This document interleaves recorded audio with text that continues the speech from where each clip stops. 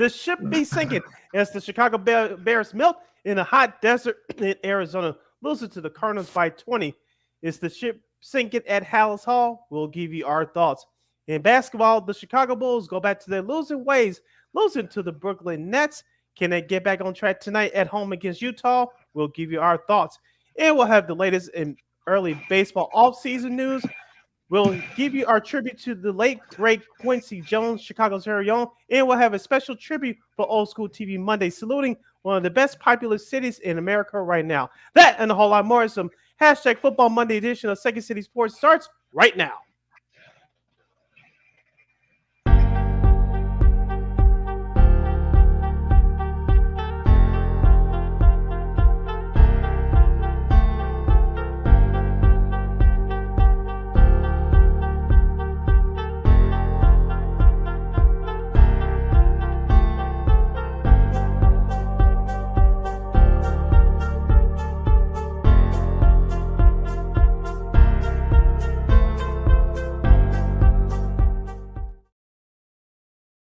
Welcome to another fun-filled Monday edition of Second City Sports. We're live in 11 color right here on Sports Soul Chicago, along with Miss Lakina McGee, which is she. I am Cindy Brown. You know that's me.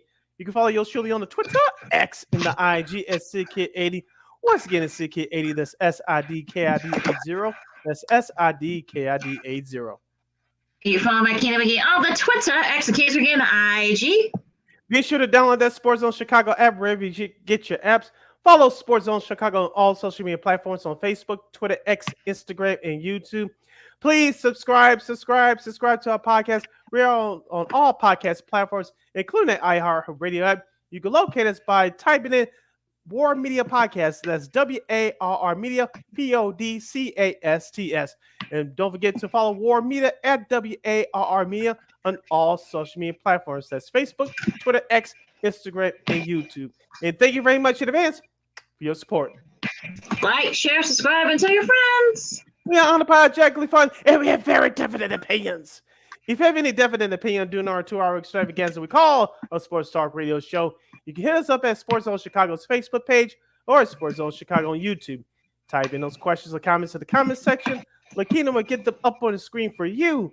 But you decide to troll and or do something silly, dumb, or stupid, I've given Lakina full powers to give you full spill and be a boot. Toodles! But before we begin, we must remind you can catch Sports Zone Chicago's programming 24 hours a day, 7 days a week, 365 days a year, once the issues are fixed, courtesy of Roku TV. If you already have a Roku television, just download that Sports Zone Chicago app by tapping on that sports folder. If you don't have a Roku television, but you had some handheld devices laying around, just head up to Google Play Store and download that Roku TV app and access Sports Zone Chicago through that avenue. So no more excuses. Celebrate the squad and get with the program. Sports Zone Chicago is now available on Roku TV once the issues are fixed. 24 hours a day, 7 days a week, 365 days a year, live and on demand. Anytime, anywhere. And you know we will provide. And we're providing you with some of the best here on Second City Sports from the first Monday in November. Of course, we'll recap Week 10 of college football, some baseball news, and some gold gloves were handed out yesterday and over the weekend. Also, NBA as the Bulls. You thought that the Bulls would figure it out, but they take a step back against the Nets. And the Blackhawks had a nice weekend, especially winning their game yesterday. Also, college hoops is starting today. So can't wait for that. Also, too, we got a couple of editions of Old School TV Monday. We salute one, a very multi-talented, multi-award-winning music producer, TV creator, and so much more. Also, we're going with the theme of tonight's Monday Night Football game. We'll salute one of the best cities in America. That's a little clue there for Old School TV Monday, the other part of that. But first, Sid, Jesus, I don't know where to start, but with this, but the Bears 29-9, they lose to the Cardinals. Jesus, you, me, and our girls team man from KXRB, we had our picks for Week 9, and for the last one, we got the Bears. We always saying Bears ? Sounds like that question mark. I think we should have kept in theme with that one because the Bears just look completely terrible. You thought that maybe all the hoopla after that Hail Mary loss to the Commanders, It felt that maybe they were probably make things right against the Cardinals. Oh, no. Caleb Williams was sacked 6 times, 217 yards. He threw no touchdowns. DeAndre Swift had a 51-yarder. The Bears defense, you can probably tell that they didn't have Montez Sweat. You kind of saw that, in that front seven there. 213 yards that they gave up to the Cardinals. That's the most. That's a team high. That's season high for them. They're now 0-18 on the road. What was their? I'll give you a little bit of quiz here, Sid. What was their last Bears road win? Ooh, and I'm not on Google, so I'm not cheating. Oh, last road win. I want to say it was in Jacksonville in December 2020. Well, no, you're a year away, but they were in Seattle. They were on the road, but they were in Seattle, and it was 2021. Remember, it was the that's right, the Nick Foles game. That's right. yes. Foles led to that comeback win there, and yeah, it was. I mean, that was the last time they won on the road. The Bears did, and the road woes continue, and yeah, I can say they were short. They did lose a couple of guys. They lost Arnold Wright. We'll see how severe that knee injury is. MCL. We'll see how the severity of that injury in a second. But I'm just like, I don't know. I got nothing. Like, something told me this was going to happen when we all said Bears question mark for that on Friday. And it was just like, what? I don't know. We knew this was going to be a toss-up game. We knew the Bears had to play better, especially given what happened in our nation's capital last week, due to their own doing, not anybody else's. But the way that they got beat, I did not expect that to happen. There's enough blame to go around. I'm not going to specifically place it on one specific group, but Lakina, the way that Bears team played yesterday, I know some people would say that team quit. Others would say, well, they just got outplayed. I think it was a little bit of both. And as we said on last Friday, Lakina, Arizona's not that far from the Bears. The Bears just have better talent on paper. But you know as well as I do, for all of you listeners and viewers out there, sometimes the best team doesn't always win. And that's what happened yesterday. The Bears played like crap, and Arizona took advantage of it. They were more the aggressor, while the Bears were more passive, and you saw exactly what happened. Now, here's a couple of things to observe from yesterday's contest. Gervon Dexter, really? That special teams penalty using the illegal leverage to block a field goal? You know better than that. And those issues are covered during the first 2-3 days of training camp. And don't say that you didn't know the rules or I don't know what happened. All excuses, nonsense. Number 2, DeAndre Swift. I don't blame him for the game plan, but I do blame him for that stupid penalty call with the illegal chop block deep in your own territory, which caused the Bears to give up 2 points. That made no sense to me. That penalty made no sense to me, but that's neither here or there. There was still something that shouldn't have happened. Number 3, Caleb Williams. You're down 20, correct? 29-9 with under 5 minutes to go. Why was he still in the game? And this which brings me back to the coaching staff. See where we're going with this? And this is not the first time it's happened. Remember last year, Lakina, during the Kansas City game, when they got their asses handed to them by 40 points? Yep. And guess what happened early in that fourth quarter? Justin Fields, the now ex-Bears quarterback, was still in the game, and he got dinged up and nearly got knocked out of the game due to concussion. What did Matt Eberflus do? He sent him right back out there. Thank goodness nothing else happened to that kid, but still, we said it at the time, that was a fireable offense. You can't tell me that what happened yesterday wasn't a fireable offense. Hopefully Caleb's okay. He said he was okay to the press yesterday following the loss. But heaven forbid that Caleb Williams broke his leg or tore his ACL. Matt Eberflus would really had some people to answer to today. But Lakina, I'm not going to sit here and say that this Bears team quit yesterday, but the way that they played yesterday, they just waved the white flag. As I'll continue to say on this show, I'll say it to you along with our listeners and viewers.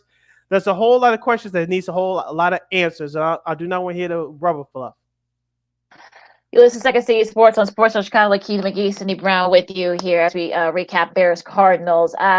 They gave up 3. The Cardinals got 3 rushing touchdowns from Emari DeMarco, who had a 51-yarder as the first half ended. That was actually, some people say that was actually worse than the Hail Mary, I guess if you want to call it that. Trey Benson also had a rushing touchdown. Also Trey McBride as well. He had a nice day yesterday. Led the Cardinals in receiving. That's the first time that Cardinal squad has had 3 rushing touchdowns in one game. You go all the way back to Jim Thorpe, back in the old, I forgot, I think they were called the Stockings at the time, all the way back in 1923. So that's how long that's been for them to get that. They go 5-4. They're right there. They're in first place in the NFC West, ladies and gentlemen. Well, I don't think anybody had that this early in the season. Look, if it wasn't for a couple of games, they had a better record, but I digress. Now back to the Bears. Look, you can tell that they missed Montez Sweat. Of course, that shin injury from being stepped on last week. Just kind of lingered in for the last couple games, last couple days of practice. But at the same time, though, I'm kind of feeling like it's.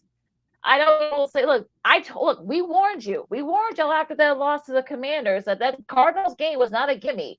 And look, credit Jonathan Gannon for looking and seeing that Sweat wasn't there. Look, they went through that front seven for the Bears, and that got gauntlet. No, Trey Smith had a nice day before he got hurt. A couple other guys, had a nice showing before. So it'll be interesting to see what happens with that. Tremaine Edmonds, where were you at, dude? Where were you? TJ Edwards, where are you? Tyree Stevenson, at least he didn't, wave to anybody in Glendale. He didn't say hi to the Cardinals fans. Hello.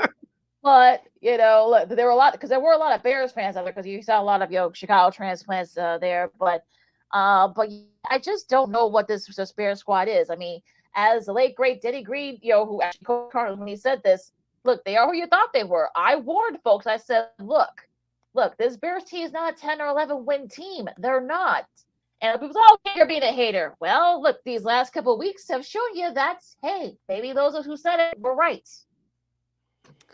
We have a couple of pieces of evidence that gives you the fact that this Bears team is cracking underneath of the foundation. You thought last week was crazy.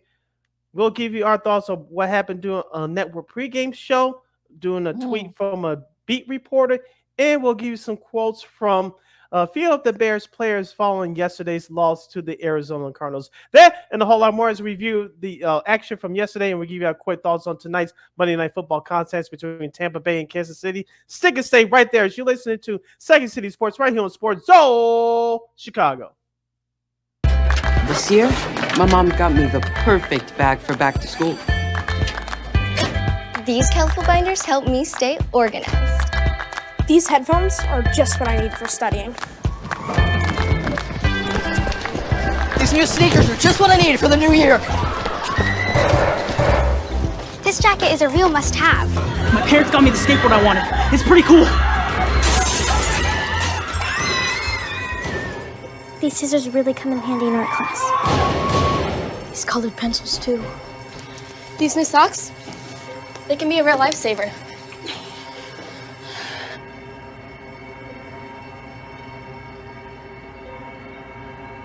And I finally got my own phone to stay in touch with my mom.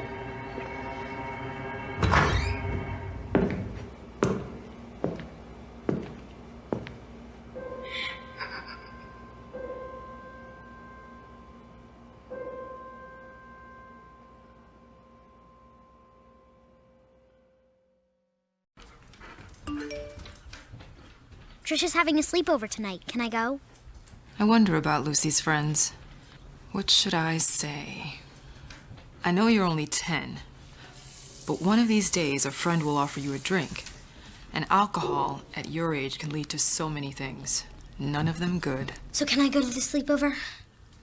Lucy, I want you to promise me I something. finished my homework. Bigger promise. If there's any drinking, I want you to say, "No thanks, not my thing." Mom. I promise you, your real friends won't care. Deal? Sure. Really? I promise, Mom. They really do hear you. Did you pack your toothbrush? For tips on how to start the talk, visit underagedrinking.samhsa.gov. A public service message from the Substance Abuse and Mental Health Services Administration.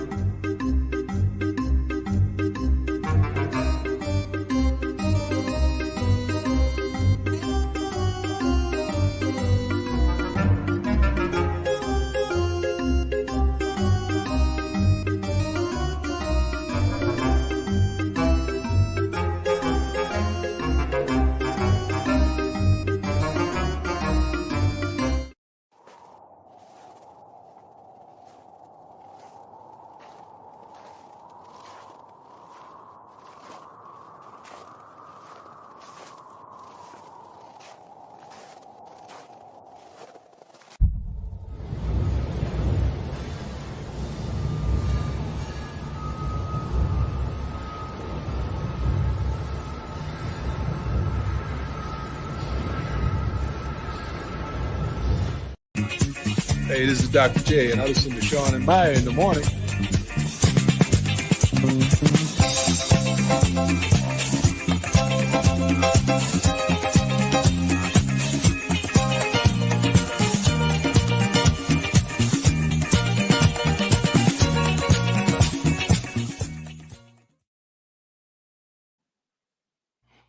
Welcome back to Second City Sports, the Monday edition. We're live in the living color right here on Sports Zone Chicago. You can follow yours truly on the Twitter, X, and the IG at SidKid80. Once again, it's SidKid80. That's SIDKID80. That's SIDKID80. You can follow my Keita McGee on the Twitter, X, and Kids again, IG. We have a little bit over 85 minutes left or so of this extravaganza we call a sports talk radio show as we continue to we'll close out our Bears and Cardinals recap from yesterday and get to the rest of the action from around the league from yesterday. You have any questions or comments for us regarding the Bears loss or any other game from the NFL from yesterday, you can hit us up at Sports Zone Chicago's Facebook page or at Sports Zone Chicago on YouTube. Type in those questions or comments to the comment section. Lakina will get them up on the screen for you.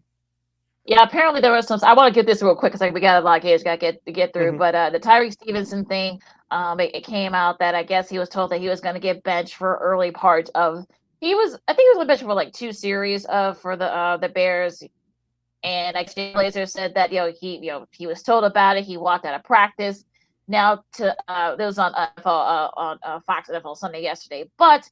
Courtney Cronin, she covers the Bears for ESPN and ESPN Chicago. She kind of adds some context to it that he was told about it kind of beforehand, and he wanted to that he left. Stevenson did to clear his thoughts.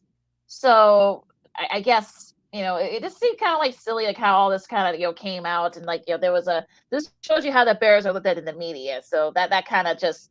It just wasn't, just smart on his part in general, and that whole thing should have stayed in house. But that's just my opinion there. Yeah, we said that last week, and like I said, the foundation looks like it's cracking a little bit deeper, but as the days go along here. But just a couple of quotes that I found courtesy of our good friends at CSGO podcast. This is Matt Eberflus's off from yesterday. Matt Eberflus on getting the offense back on track. Quote. Full responsibility for that. We'll work with the offensive staff tonight and find answers. You can't make this shit up, folks.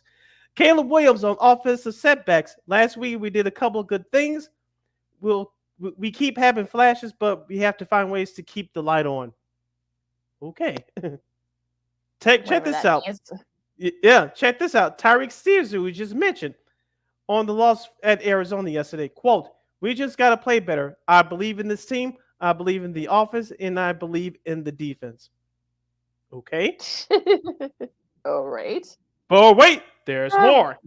Kevin Byard yesterday following the loss. We absolutely have to figure out a way to win a game on the road. Oh, really? Now you started to click in your brain that you got to win a game on the road.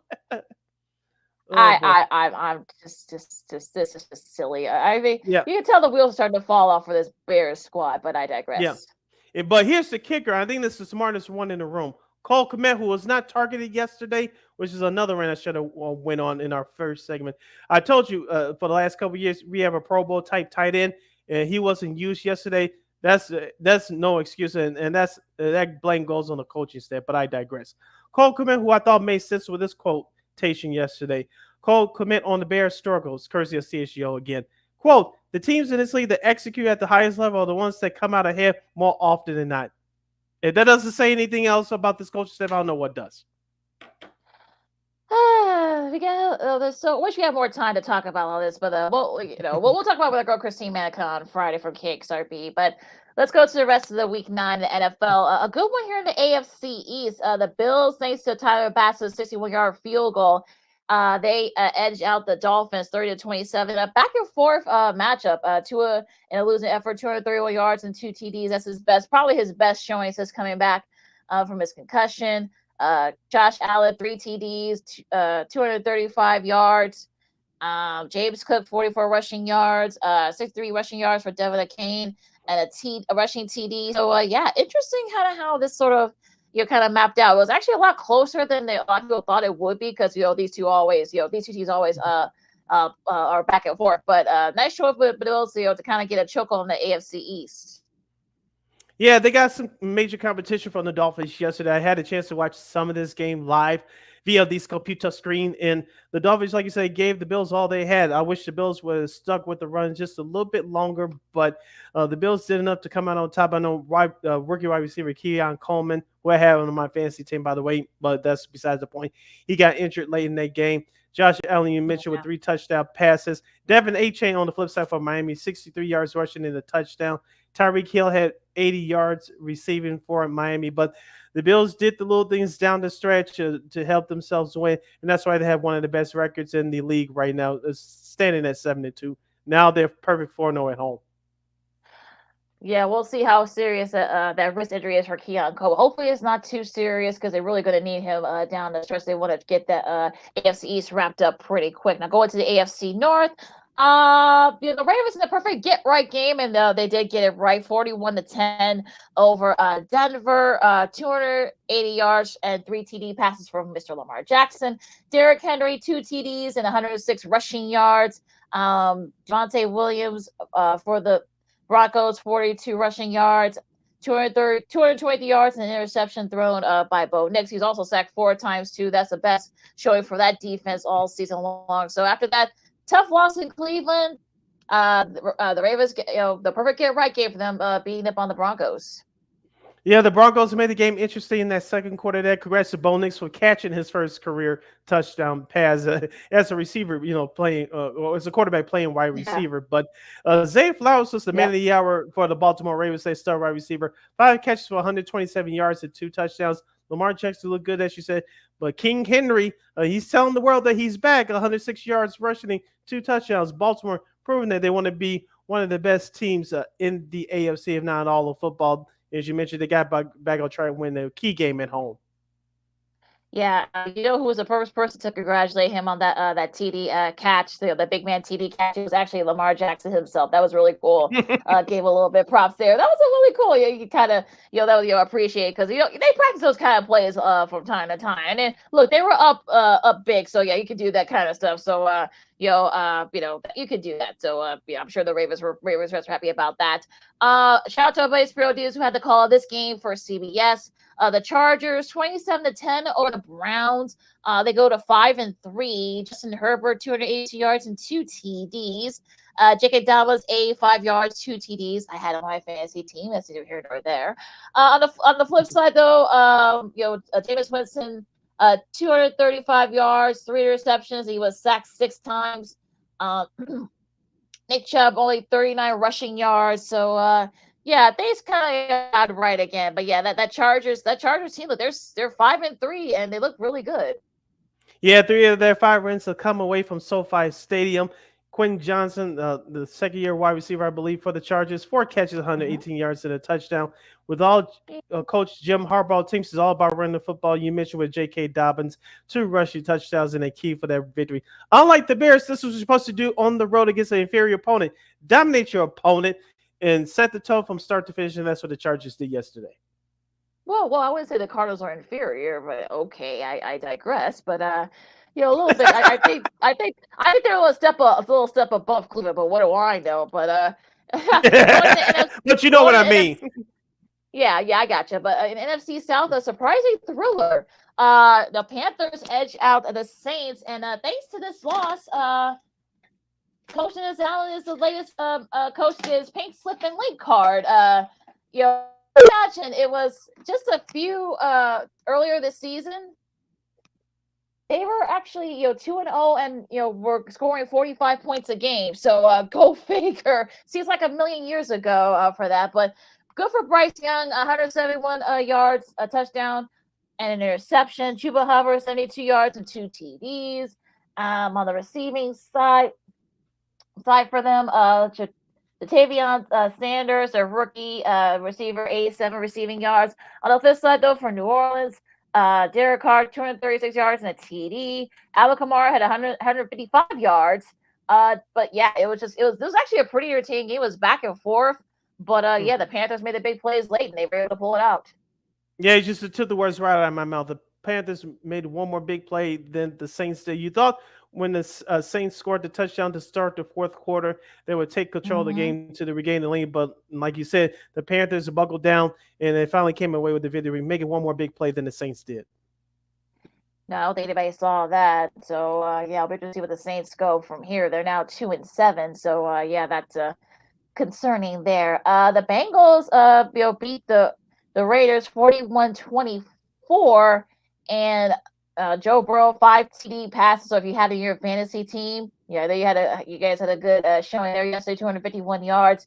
There, 120 Chase Brown, nowhere to sit over here.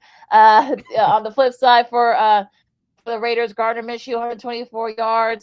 Desmond Ridder came in relief, only 74 yards. He did have a touchdown pass. But Luke Getsy, for the second time this year, he gets fired. So, hey, you could have had Cliff Kingsbury, but again, I digress. But, but a nice win for Cincy, hoping to get back on track at 4-5. Yeah, after being embarrassed at home by Philadelphia last week, you mentioned they came back and dominated the Raiders by the score of 41-24. The Raiders did have a pick six, but it really didn't matter. I was going to say Carson Palmer, but no, that was 20 years ago. But I'm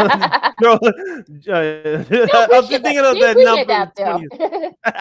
But Joe Burrow did play like the good Carson Palmer before he got injured at 05 playoff game against Pittsburgh with 5 touchdown passes. Mike Gesicki had a good game. He had a touchdown pass as well. So First of the season. He's becoming one of those. He's becoming one of those unsung heroes and targets for Joe Burrow. So, like you said, the Bengals get back on track. They got a tough game on the road Thursday at Baltimore on Thursday Night Football. At Baltimore. Yep. That should be a good one in Baltimore on Thursday. And we got the Giddy. We saw the Giddy back in second for the first time this season. So that was pretty. That was always funny when he does. 27-22. The Commanders hold off the Giants in the NFC East. 209 yards and 2 TDs. He's starting. J.D. Dales. He's starting to get a little bit better after the rib injury. Chris Rodriguez Jr. 52 rushing yards. Austin Eckler had 42 rushing yards and a rushing TD. 2 TD passes for Daniel Jones, 134 yards, 66 rushing yards for Tyrone Tracy Jr. This was actually to the Giants' credit, they did stay with the Commanders, but the Commanders, like we've been saying, made the big plays late to hang on, and they're now 7-2. I don't think anybody had that this early in the season. I was watching the majority of this game live via this computer screen. I have one question for you. I don't know if you saw this, but I was watching this live. When the Giants got back in the game in that fourth quarter, the first touchdown they had, it was 24-16. I said, okay, they'll get the extra point and make it a 7-point game. Why the hell are you going for 2? Why? Oh, boy. That's kind You're of talking about a fireball fans. Brian Dable should be fired just for being stupid right there. You still had the majority of the fourth quarter to go, and then when they scored again to cut it to a 5-point game, all of a sudden now you decide to go for 2, which you missed on that too. But in the first touchdown starting the fourth quarter, why the hell are you going for 2? Well, to cut it to a 6-point game. Why? You still had a full quarter to go. I don't get it. I don't get it. Yeah, I think they're now, I think, 2-15 their last 17 games. So looking pretty bad for the Giants. And that was pretty bad. I saw that and I was just like, wait, what are you doing? But you know how there might be a couple of those guys that might be leaving before tomorrow trade deadline. Yeah, I said Dexter Lawrence could be a nice gift for somebody in that front 7. So that's probably a name to look out for. Trade deadline about 3:00 Chicago time tomorrow. So we'll see if any big names leave their respective teams. Now going down to Atlanta, the Falcons beat the Cowboys. Kirk Cousins threw for 222 yards and 3 TDs. Dak Prescott got banged up with that hamstring injury, 133 yards and a TD. Cooper Rush had to come in relief, 115 yards and a TD, but he got banged up, so they got to bring Byron Anger in. He didn't do too much. There, 73 yards, Rico Dwaddle, 75 yards, I should say, 86 yards for Bijan Robinson. So, the Falcons are 6-3. They're kind of taking control of the NFC South, and the Cowboys, I don't know what you can say about the Cowboys at this point. I think Dak Prescott knows what to say about the Cowboys if you read his lips toward the end of that game yesterday. But I digress. But you mentioned the Falcons are 6-3. They're in total control of the NFC South. division race. I believe they have 2 or 3 home games remaining, so majority of their games from here on out will be on the road. We'll see what this team is made of. Shout out to Darnell Mooney, the former Chicago Bear. He's found a home with the Atlanta Falcons. 5 catches, 88 yards, and an early touchdown. Really nice showing there for him. Yeah, Dallas. Yeah, I know they got that Thanksgiving Day game too. So yeah, it's it's only gonna be a long rest of the season for the Cowboys. So we'll see what happens there. Now, last of the new games, the Titans edge out the Bears' next opponent, the Patriots 20-17, and Mason Rudolph. If you're a Titans fan, you're probably wondering why couldn't they have started him this early this season? But again, I digress. But let me get my thing up here. 2 TD passes and 240 yards from Mr. Rudolph. Tony Pollard 128 rushing yards. On the flip side for the Patriots, 206 yards, a TD and 2 interceptions. And he was sacked 4 times. Talk about Drake May. He was also the leading rusher. I know Sid Hayes, whatever the QB has, the leading rusher. Marty Stevenson only had 16 rushing yards and a TD with 10 carries. The toilet bowl, I guess someone had to win this game, and it was the Titans. Yeah, shout out to Drake May for that incredible throw, escaping the sack about 4 different times and through the game-tying touchdown pass to Demondre Stevenson.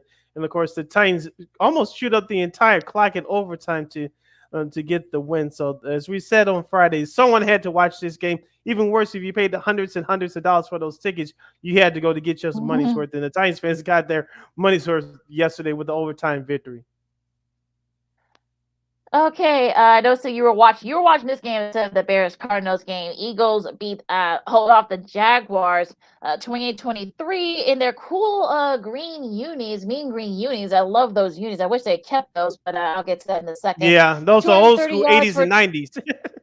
Okay, 230 yards and 2 TDs for Jalen Hurts, 169 yards for Trevor Lawrence and 2 interceptions there. 159 yards for Saquon Barkley, including a little spin move and a little hurdle. But that was a really cool moment early on in the second quarter of that game. Devontae Smith, 87 yards. Saquon Barkley also had a 46 receiving yards. So if you had him on your fantasy team, you had a nice showing there. I know AJ Brown got hurt. The good news is it's not serious, so that's a good sign for the Eagles. But yeah.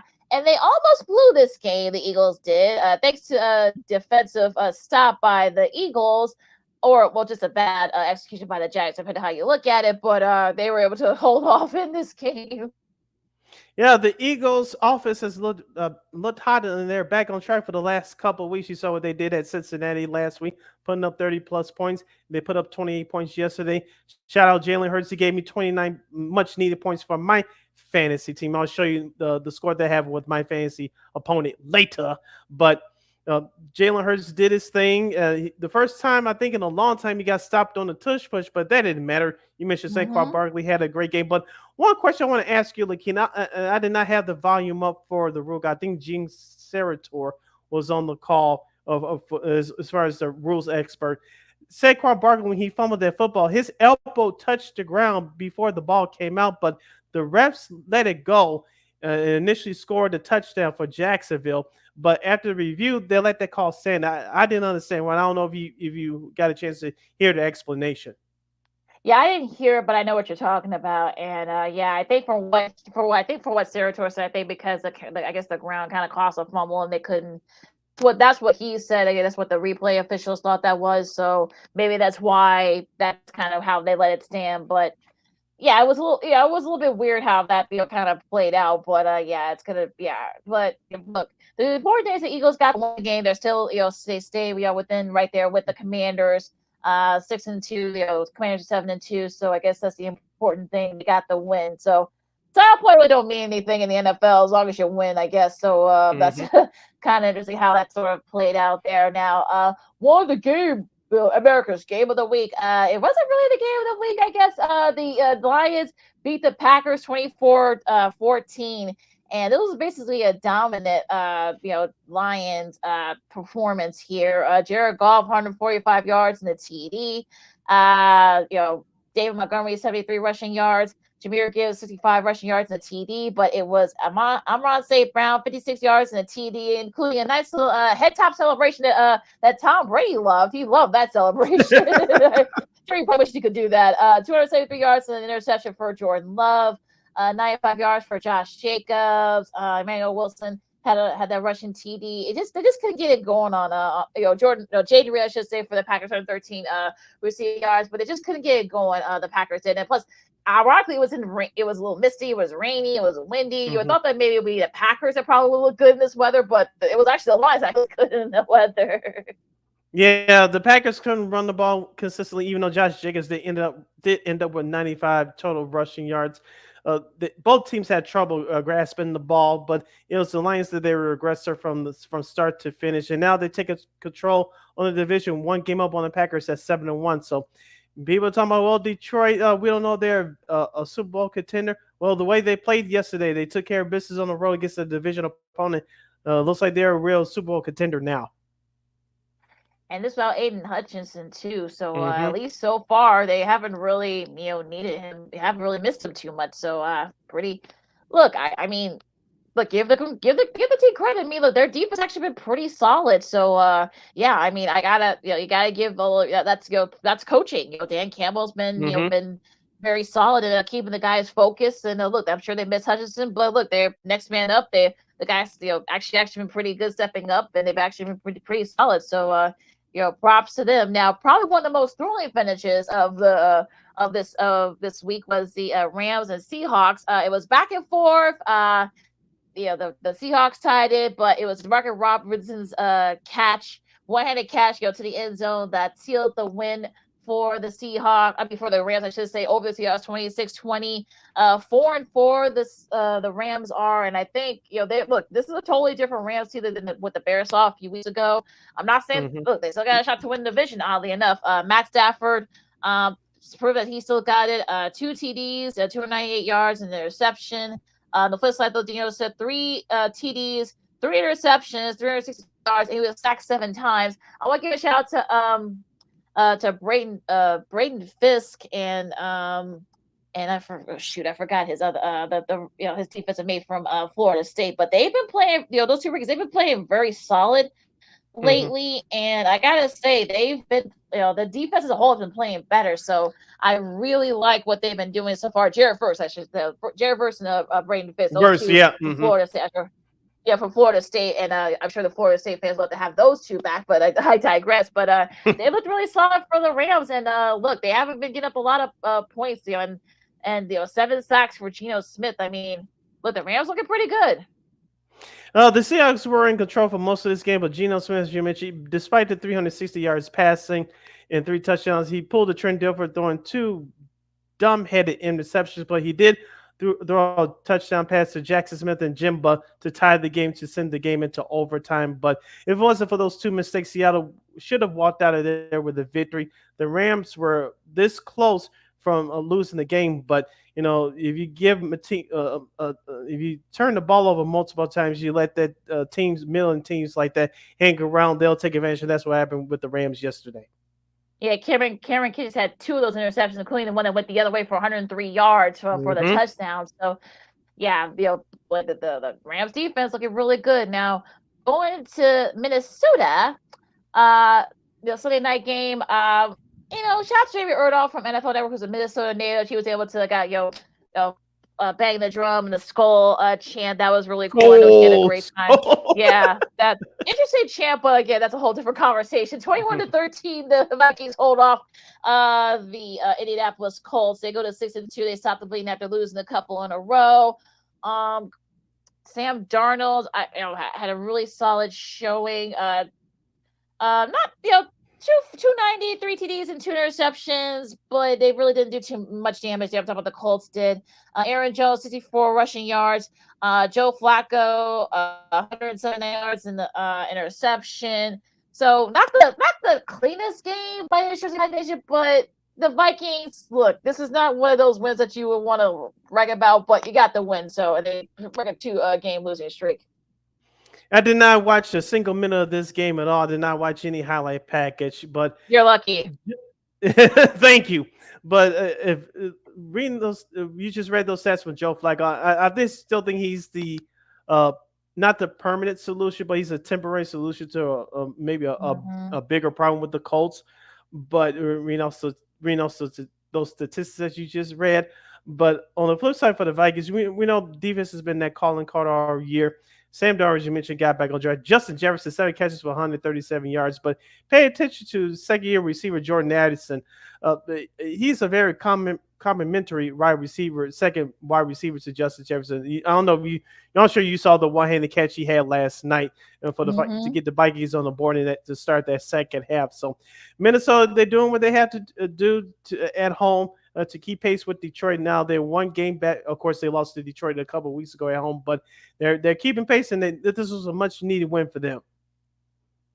Yeah, they're 4-1 at home, so that could definitely be an indication. So we'll see what happens with them. Studs and duds. I'll start the Rams defense. Like I said, we talked about earlier. 7 sacks against Geno Smith. A pick 6 from Cameron Kitchens, and just they're young, but they're getting better. We'll see what happens in the rest of the NFC West. Let's see here. Who else? Who else I think deserve? Baltimore, nice bounce back win for them. I don't have to go on a rant again, so I digress. You get a little bit of a mulligan for the rest of the week. Detroit, I mean, they've looked really good. Look, we'll see if they can, get it, keep it going. But yeah, I think Detroit's one of the teams to beat in the NFL. I feel like. All right, here goes my 3 studs as follows. Quentin Johnson, wide receiver for the LA Chargers, 4 catches, 118 yards in the score as the Chargers blow out the Browns 27-10. My second stud will go to Darnell Mooney, the former Chicago Bear, now with the Atlanta Falcons. 5 catches, 88 yards in a touchdown as the Falcons hold on to beat the Dallas Cowboys 27-21.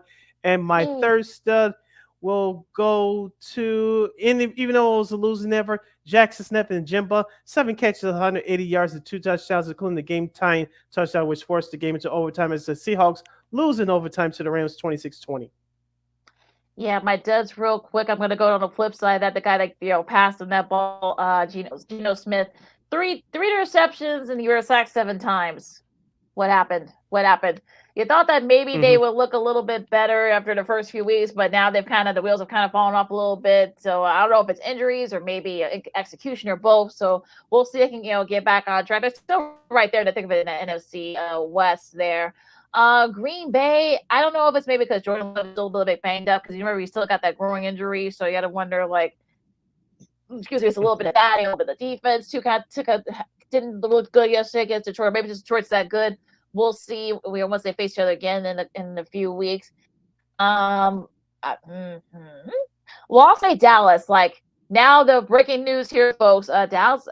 Dak Prescott's gonna be out for multiple weeks, as they say, because of hamstring. So things get a little bit dicey down there in Big D. Yeah, this may open the door for Washington to win that division. And Philadelphia is not too far behind, so we'll see what happens with the Dallas Cowboys going forward. My 3 duds real quick. You stole one of them out, pile on there. The Dallas Cowboys offense before Dak Prescott got hurt. It was a null and void yesterday. Number 2, Brian Dable, the head coach of the New York Football Giants. I talked about it earlier. Yeah. You scored the touchdown to get back into the game to start the fourth quarter, 24-16. You go for 2 instead of kicking the easy 1-pointer. That made no sense to me. And then we had to go for 2 when you were down 27-22. You missed that too. That made no damn sense. And my third dud is the Saints losing to the Panthers on the road. All right. Real quick, as we preview the Bucks Chiefs game coming up, this will be a simulcast on ABC. Also, of course, it will be a Manning cast as well on ESPN2 tonight. Look, if Chris Godwin had not gotten hurt, I probably would have said that the Bucks have a shot, and they still do. I mean, look, if they can totally, Baker Mayfield doesn't make any missteps and they're throwing interceptions, maybe they can make this game interesting. I don't know. You got to think that all this stuff with Kansas City, I think it's gonna run out eventually. I don't know if it's gonna be against Tampa, but if they can set the tone early and perhaps maybe send a message, try not to keep Mahomes, the rest of the offense at bay, that defense. Maybe they may have a shot. Maybe, I don't know. Maybe. I get the feeling this is going to be a Lakina McGee special, but I think it's going to be a 20-13, 20-14 game. And pay attention to the running game of both these teams. And in particular, Bucky Irving for Tampa Bay and Kareem Hunt in the second stint with the Kansas City Chiefs. I think it's the running game for both these teams will set the tone what's going to happen tonight down there in the Arrowhead. All right, our NFL Power Hour, and hour number 1 in the books. Hour number 2 straight ahead. This is Second City Sports on Sports Zone Chicago. Next, we'll talk some Bulls and NBA. Maybe a little bit of Blackhawks hockey too, as both teams kind of had a also this week. Also, too, of course, we'll have college football and a little college hoops preview as it starts. I think like about an hour from now. The first of games. Starting an hour from now, and a couple. We salute a music legend, and KC folks. This we're gonna go to KC for this is your old school TV Monday. Well, that's one hint, so I can narrow down the shows we're gonna be honored a little bit. So a lot more fun coming up next with Keena McGee, City Brown, Second City Sports on Sports Zone Chicago. More fun in hour 2 coming up right after this. No, I don't know though. I'm scared. Do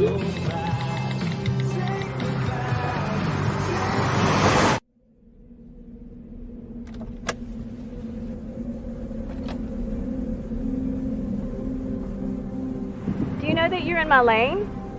No, not at all. Are you not paying attention? Are you texting? I was just checking in with my mom. I was telling her that I thought we'd be home by 6. It's okay. There's enough time. Just pay attention. I'm not even halfway through my text. There's no way. I'm not even going to look up. My babies are in the car. You have to pay attention. It's just supposed to be a quick text. I'm so sorry.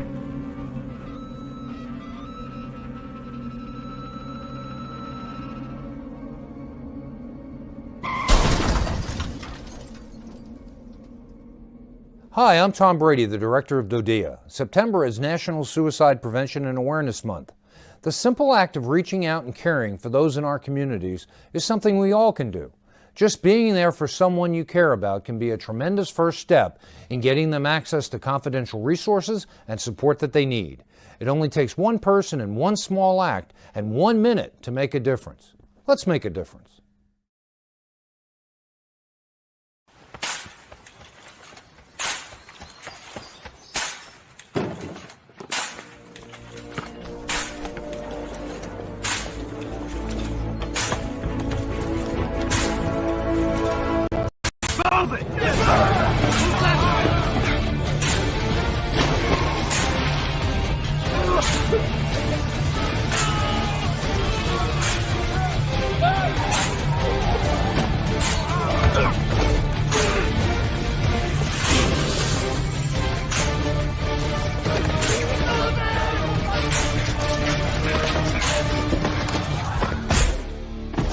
Many will hear the calling.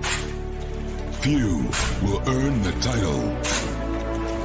United States Marine. The few, the proud, the Marines.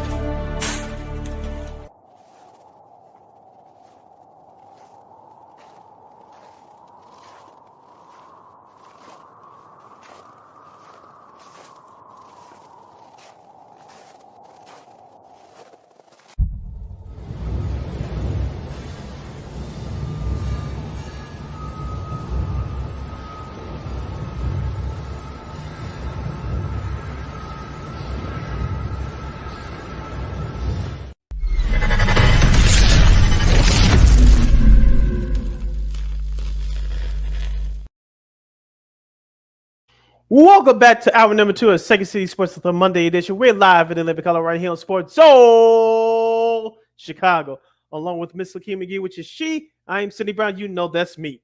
You can follow yours surely on the Twitter, X, and the IG at SidKid80. Once again, it's SidKid80. That's SIDKID80. That's SIDKID80. You can follow Lakeem McGee on the Twitter, X, again, the IG. We have less than an hour left of this extravaganza we call a sports talk radio show as we'll start our discussion about the Chicago Bulls and the rest of the NBA from over the weekend, including one person that should quote unquote keep his hands to himself. We'll get into that in a minute. You have any questions regarding the Bulls in the NBA? You can always hit us up at Sports Zone Chicago's Facebook page or at Sports Zone Chicago on YouTube. Type in those questions and comments in the comment section. Lakina will get the up on the screen for you. Over the weekend, the Bulls suffer a tough loss against the Nets, and it's they kind of thought even though they shot the ball from three very well, it was the little things in the end, the lack of defense and such that kind of killed the Bulls late in that game against Brooklyn. And Vucevic had 28, but Cam Thomas had 3s late for the Nets to cap off that comeback win against the Bulls. It just wasn't a good showing for the Bulls on the defensive front, and we knew that was going to be a problem for them. So they hit their threes, but so did Brooklyn, and that's how they ended up losing that game on Friday. Yeah, you mentioned the Bulls shot 38% overall from three, but they just couldn't get it done. Now their main three guys I'm talking about, the Bulls scored over 21 points. That's Zach LaVine, Kobe White, and you mentioned Nikolai Vucevic with a team high 28. But I know he missed the last couple of games, but Jalen Smith, who wears jersey number 7, he had 5 points and 5 rebounds in 14 minutes of action. And if I'm Bulls head coach Billy Donovan, I wish I would give him just a little bit more time off the bench, because I told you last week that I like his energy for the work ethic that he brings, and he relieves guys of minutes on that front line. I wish Billy Donovan would give him closer to 20 minutes a game. We'll see if that happens going forward. But on the flip side, Patrick Williams, Lakina, I know he got that big money. I know we talked about it with that guy Big Dave Watson a couple weeks ago on our previous show. This guy has the talent to at least average a double-double per game, but I don't know. I'm not going to say he doesn't have the heart to do it. If he's going back to having bad habits or a lack of confidence, I don't know. But he only has 6 points and 6 rebounds. That's just not enough. It's just not enough. I would take some minutes away from him and give it to Jalen Smith until further notice. I'm not saying sticking Jalen Smith in the starting lineup. No, but if Patrick Williams is not doing the job, I'm sticking Jalen Smith in there and giving him a little bit extra minutes. Yeah, I was with Pat Williams. Yeah. I mean, he definitely gave him a little bit of a spark, but it wasn't enough. It was kind of too little, too late there. But Josh Giddey had also 11 points. He was over from the 3-point line, and that was a big deterrent there too as well. So the Bulls will be interesting. You thought that maybe they could get a little bit something going, but then they took another step back. Losing to the Nets, but it's going to be interesting to see how it looks. This is going to be kind of thing all season long. Bulls going back and forth. They play Utah tonight. Laurie's out. So, you hope that maybe they can kind of, get things going there against the Jazz. So, hopefully they can kind of, get a little bit of get back there. And this could be a get right game for them. But we'll see tonight over at the UC. Yeah, if the Bulls offensively continue to keep up this new pace that they set for themselves to start the year, I told you offensively they're going to be fun to watch, but defensively you got to cover your eyes. Hopefully Billy Donovan will give him some pointers on how to tighten things up defensively. As you mentioned, Laurie Marketing, the former Bull, will not play tonight, so you would think this would be a get-right game for Patrick Williams. I want to see him get a double-double, like 16 points, 10 rebounds. I don't think that's too much to ask, especially with Laurie being out tonight. I want to see the Bulls be more aggressive with him, and I want to see them be more aggressive as far as defensively, especially with the interior with Marketed out. So the Bulls, they got to control the pace offensively, which they've been doing to start the year, but defensively, especially with the interior, I want to see them tighten that area up right there. And like I said, tonight's game should be a calling card for them to do that. We'll be seeing what happens tonight at the UC. Now, staying with Friday's games, since we're already on here. The Cavs, with a nice showing, they beat Orlando. Boston, no trouble with Charlotte. The Knicks beat Detroit. The Kings, no trouble with Atlanta. The Lakers, after losing a couple in a row, they beat Toronto, and I think that's probably was a nice little get-right game for them because they had been 0-4 on the road so far. The Pelicans beat Indiana. The T-Wolves, a nice win against Denver, and OKC. They're still undefeated, beating Portland by 23. Going back to that Minnesota Denver game last Friday, did you just check out that dunk by Christian Brown on Rudy Gobert? And then Rudy Gobert decides, I'm gonna go take a swing at him. Take as the kids would say, take the L, go home and move on. Christian Brown made a great play. You just made you got embarrassed on ESPN and everybody else Yep. that watched that game, and everybody else who watched that clip on social media. You're not the first person to get dunked on. You're not the only one. You're not the last one. So swallow your pride. Go back down the other end of the court and make a great play for your team. That's all. Yeah, that was basically a bush league by him trying to take a swing at the guy. Like, look, come on Yeah. now, you just I mean, dude, really, just take the L and keep it moving, dude. I mean, look, look, LeBron's been dunked on a few times. Steph's been dunked on. So yeah, just MJ got dunked on too. Yeah, so and it's not the first time you've been dunked on either, dude. You just mad that it was a young guy that did it. So that's what made him mad. So but I Exactly. digress. Going to Saturday's games. Boston held off Charlotte. Memphis beat Philadelphia. They're now 1-4. Philadelphia is, and what happened afterwards, unfortunately, it didn't get as much headlines as you thought because it ended up not really being a big deal. I know that Joel Beach, the Philadelphia Inquirer reporter, but I'll give some context here because that reporter, I won't say his name, he said some things about Embiid's late brother and son, and it was totally uncalled for. Maybe he shouldn't have taken the swing. He should have pushed him. But you know what? If someone you say something about the player, stay away from the family. That was uncalled for. I know we always say to keep your hands to yourself, but dude, stop. And that his colleague, I'm not gonna say his name either because he knows who I'm talking about. It was a punch. No, it was. There was about 6 or 7 people there. It wasn't a punch. It was a little like a light shove, like in the shoulders, and they kept it moving. So. And I was also frustrated because they're now 1-4. That's why this is a big deal. So, but yeah, I mean, it is what it is. Yeah, you just took the words right out of my mouth. I read all the headlines and a couple of stories the next day about it. If you have a problem with me, that's one thing. But if you start involving family, whether they're deceased or not, if it's about me, talk to me about it. But if you make it about other outside about my family, outside influence that has nothing to do to the issue of me, we're gonna have issues. So, like I said, that reporter was out of line, and like I said, his backup. Trying to say, oh, it was a punch. We know people stick together for other reasons, good or bad, but they're trying to justify him invoking Joel Embiid, which I thought was bush league too. So, but like we said, outside of keeping your hands to yourself, Joel Embiid had every right to get upset there. If you have a problem, talk to me about me. But you start invoking my family, especially a person that's close to me that's deceased. That's bush league right there. That was just totally uncalled for. Just a horrible showing by that reporter. And I hope he gets his license suspended, but that I think his credentials revoked. Mm-hmm. We'll see. We'll see what happens there. Now, Toronto with a nice bounce back win in overtime, being Sacramento.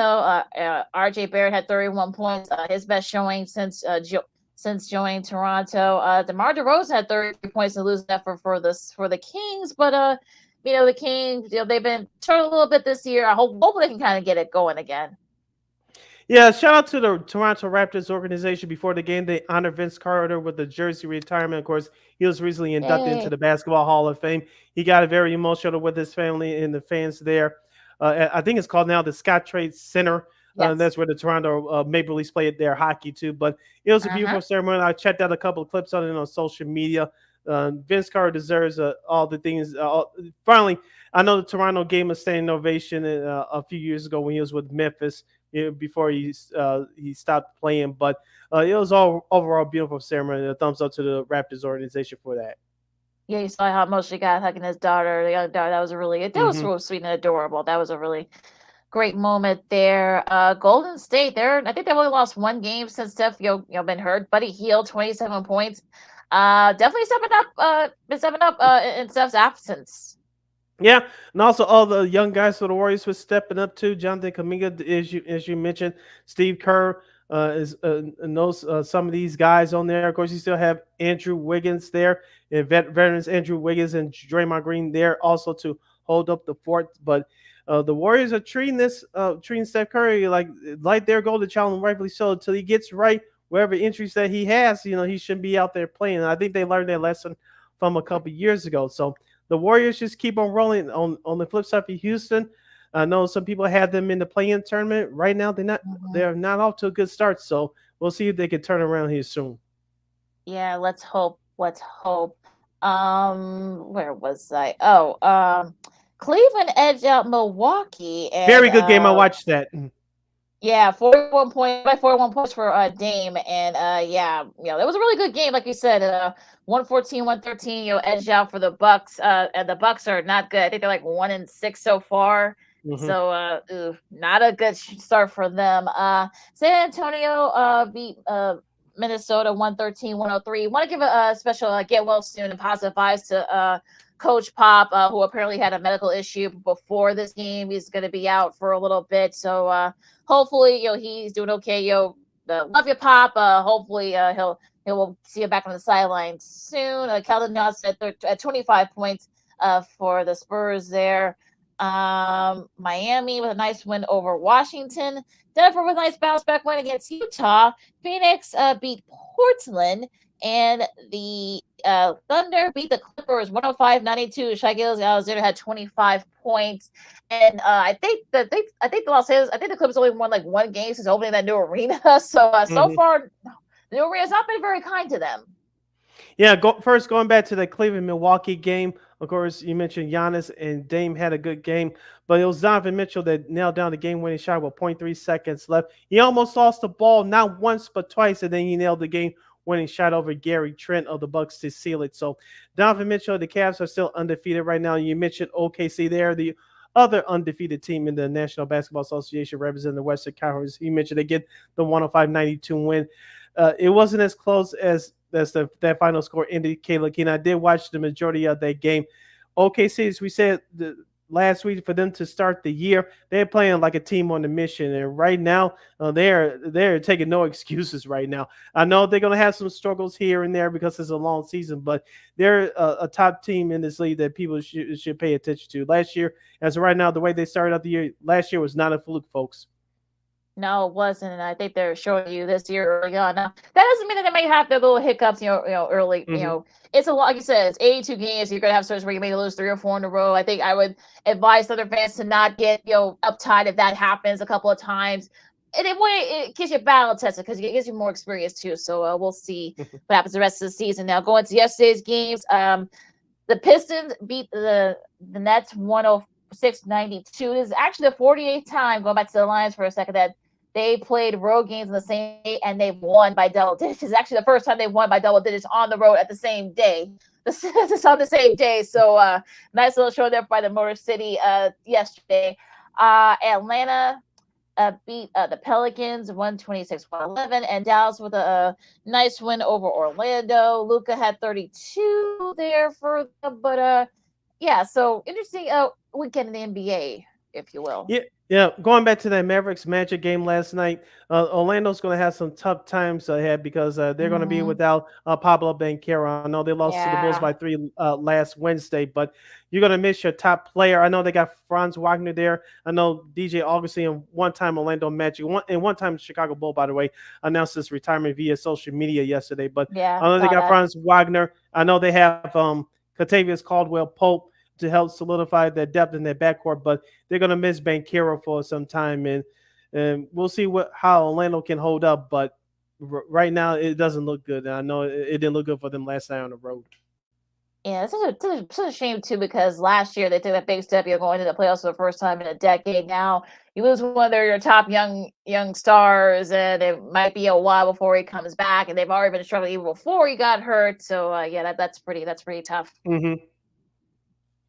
Yep, your schedule for tonight. No, go ahead. Okay. All right. This is your schedule for the NBA for this upcoming week. Starting with tonight's contest, as you mentioned, the Bulls will take on the Utah Jazz at the UC tonight at 7. Locally, if you guys can get that game via antenna, or if you're lucky to have one of those cable systems that actually provides CHS, and you can watch it there. Or across the country, you can watch it on NBA League Pass, but I digress. The rest of the schedule looks like this. Milwaukee will have their revenge game, but this time at Cleveland tonight. That's at 6 o'clock on NBA TV. Golden State will play the Washington Wizards in our nation's capital, maybe without Steph. The Lakers will continue their East Coast road trip. They'll play the Detroit Pistons. Remember, this was a matchup when we were kids, Lakina, long time way back when. Another matchup tonight in Atlanta, Boston will face the Atlanta Hawks. Another big matchup back in the day. Miami will host Sacramento. Memphis will visit Brooklyn. New York Knicks will take on the Houston Rockets. The rematch of the '94 Finals. Of course, we have Charlotte at Minnesota, Orlando at OKC, Portland at New Orleans. The Pacers visit Dallas. Toronto will face Denver as they start their road trip. Philadelphia will face Phoenix in the desert. That's the second game of the NBA Monday Night TV doubleheader at 9 o'clock. And of course, we have San Antonio. They'll face the Los Angeles Clippers in the new Intuit Dome at 9:30. All right, and there will be no games tomorrow because of Election Day. Most of the arenas here in the United States will be polling sites. So if you haven't voted yet, please do. You can go to the arena, of your local NBA team. I know the Bulls, the UC, they did, I think, they did it for the last couple of elections that they have used as a super polling site. So if you live or work in the area or in the areas of any of the arenas, they're going to be hosting polling spots tomorrow. Make sure you guys check that out. If you haven't voted or if you plan to vote, make plans to go to those arenas, they'll be right. I think they'll be open to like 7 o'clock, depending on the region of the country you're at.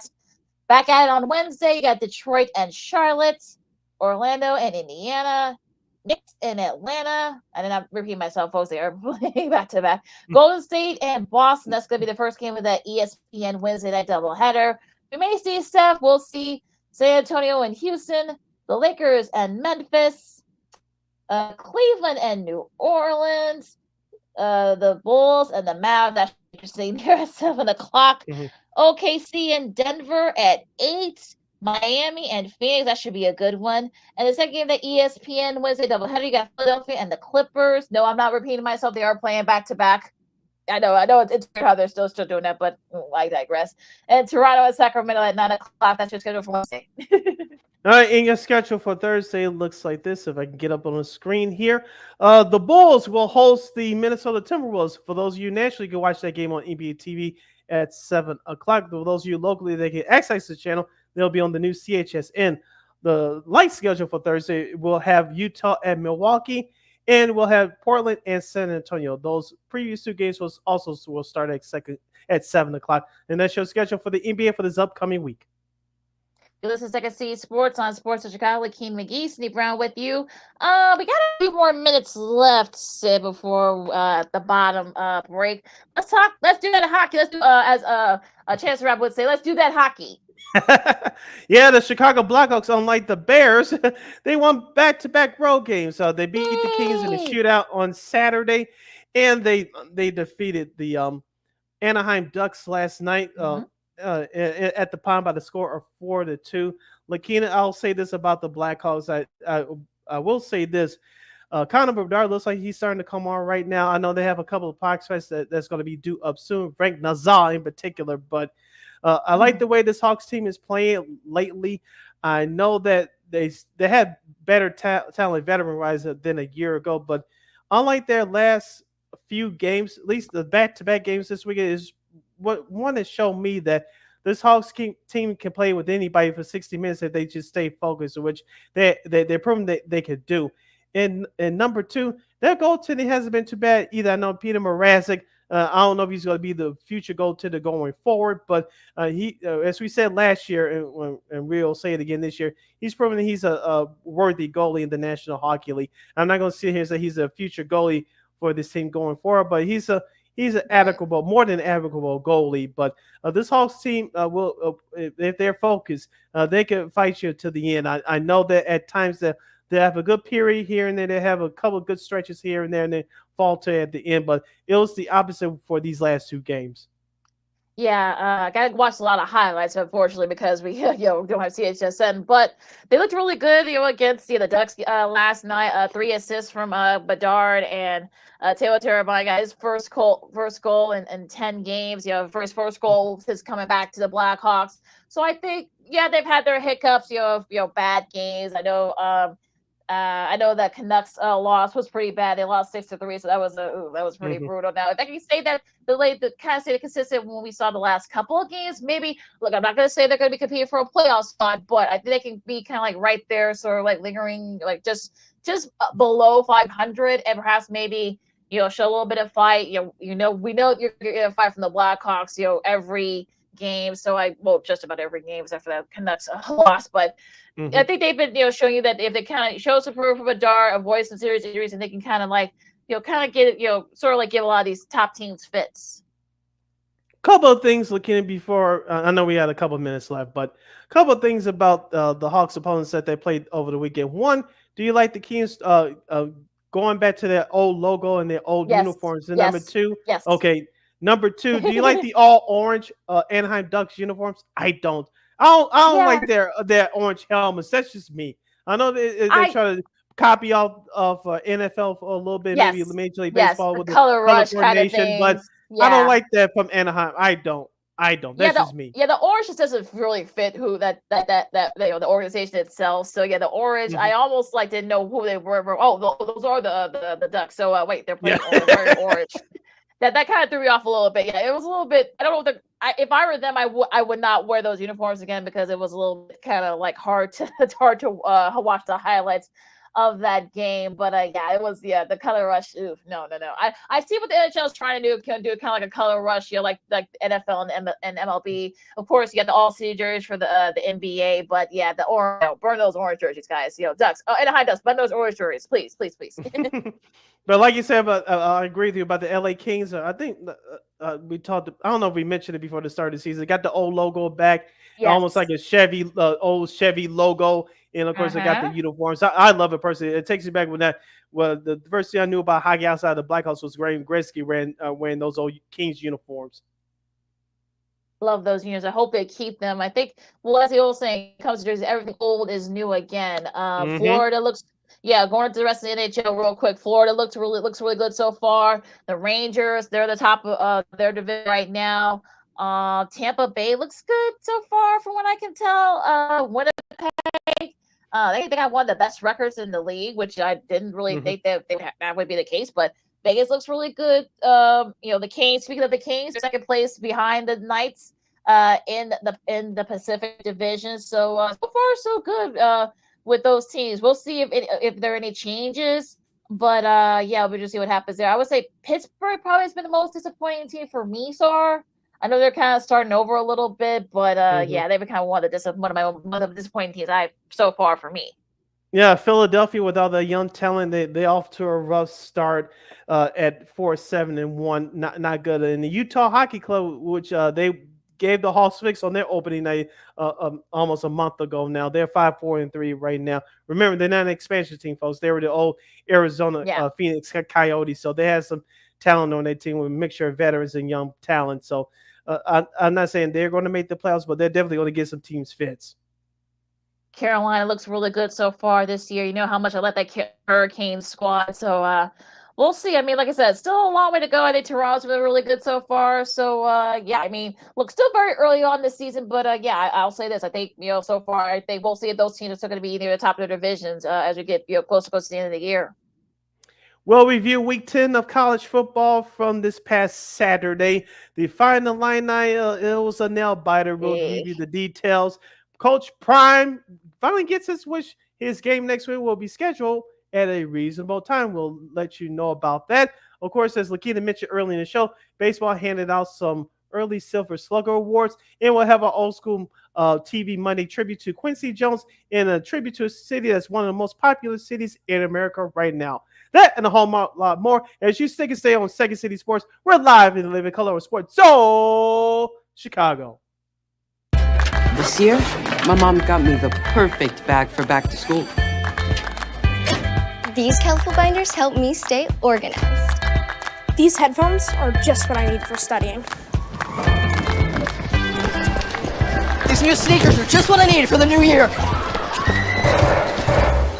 This jacket is a real must-have. My parents got me the skateboard I wanted. It's pretty cool.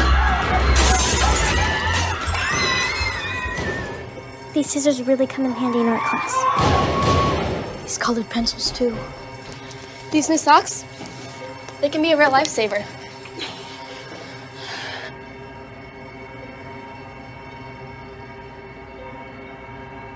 And I finally got my own phone to stay in touch with my mom.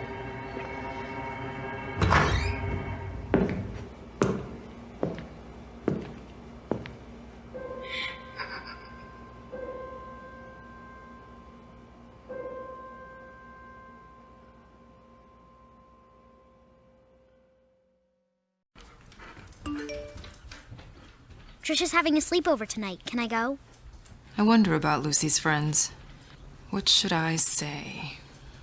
I know you're only 10, but one of these days a friend will offer you a drink. And alcohol at your age can lead to so many things. None of them good. So can I go to the sleepover?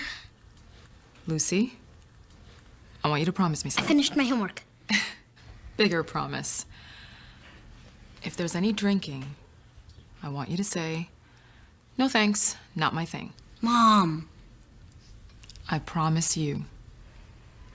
Your real friends won't care. Deal? Sure. Really? I promise, Mom. They really do hear you. Did you pack your toothbrush? For tips on how to start the talk, visit underagedrinking.samhsa.gov. A public service message from the Substance Abuse and Mental Health Services Administration.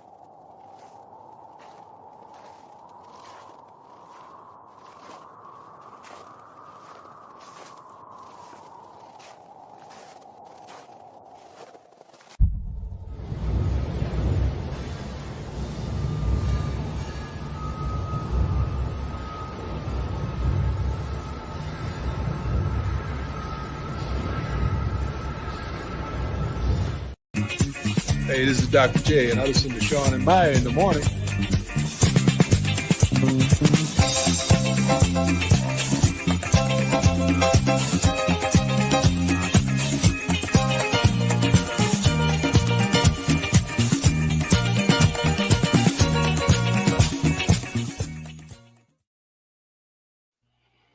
Welcome back to Second City Sports on the Monday edition. We're live in the 11 color right here on Sports Zone Chicago. Sid the Kid is me. Lakina McGee is she. You can follow yours truly on the Twitter, X, and the IG at SidKid80. Once again, it's SidKid80. That's SIDKID80. That's SIDKID80. You follow my Keena McGee on the Twitter, X accusing again, IG. This is our last break of the show for today. So, you have any last minute questions or comments for us as we dive into Week 10 review of college football, MLB, Old School TV Monday, and more? You can hit us up at Sports Zone Chicago's Facebook page or at Sports Zone Chicago on YouTube. Type in those questions or comments to the comment section. Lakina will get them up on the screen for you. All right, Sid. The first college football playoff rankings will be released tomorrow, and teams trying to make some inroads and some impressions. I got Boise State will be up there. They beat San Diego State. UConn, shout out to Jim Mora and his UConn squad. They're now bowl eligible after a tough season last year. They beat Georgia State. Let's see here. Number 1, Oregon. No trouble with Michigan. 38-17. Dylan Gabriel had 294 yards and 4 TDs. And they'll be number 1 coming out of the gate for the first playoff rankings come out. Yeah, Oregon is one of those top teams in the country. We talked about coming into the year. Dylan Gabriel, definitely a top 5 Heisman candidate. He didn't have to do too much, but he did enough just for Oregon to dominate Michigan on the road there. But speaking of sticking with the Big Ten, we kind of predicted what this was going to happen. Penn State hosting Ohio State at home. It was a tough contest, especially in that second half, but Ohio State did enough just to hang on to a 20-13 victory. Will Howard for Ohio State, 182 yards, 2 touchdown passes. Quinshon Judkins for Ohio State, their star running back. He was the star running back for them on this day. 14 carries for 95 yards. But Jalen Smith, Jeremy, I should say, 4 catches for 55 yards. But Lakina Penn State, their trouble scoring in the second half came at to bite them in the rear end, only scoring total 3 points.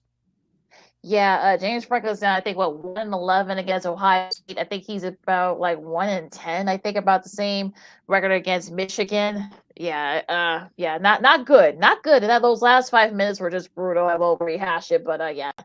Pretty bad. Georgia, scored a couple of touchdowns to hold off Florida, 34-20 in their annual rivalry game down there in Jacksonville, where the Jags play. Miami beat. I mean, they needed 53 points to beat Duke. We knew it was going to be a high-scoring affair, and that was just that. Cam Ward, another guy, trying to make his case for the Heisman. 400 yards, passing yards, and 4 TDs, including a couple of rushing TDs as well for him. Tennessee got slow going, but they beat Kentucky 2018.